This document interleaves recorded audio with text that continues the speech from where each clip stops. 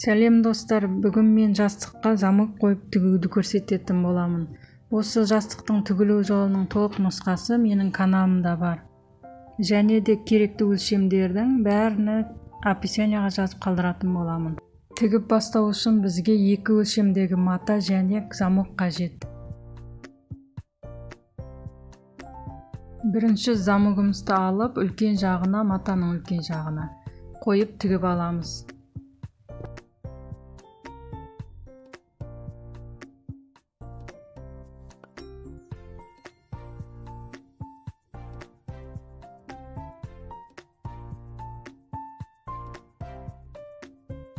Міне замогымызды тігіп болдық. Енді матамызды 2-3 см қайырып, сол жерден қайтадан тігіп аламыз. Мен сіздерге замокты осылай тігуге кеңес берем. Өйткені бұл оңай және жасырын болып көрінбей тұрады.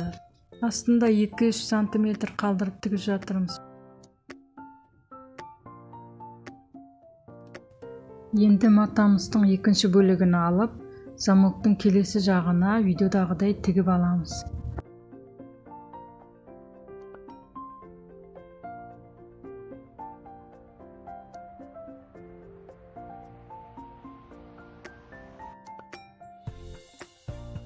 Көпшіктің екі жағына, яғни замоктың үстіне осылай төртбұрыштап 3,5 см етіп тігіп аламыз.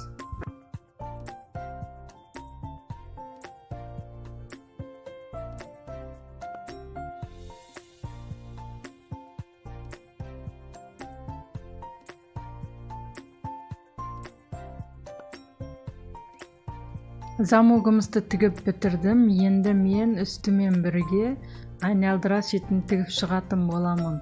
Оны көру үшін сіз описаниядағы ссылканы басып өтуіңізге болады.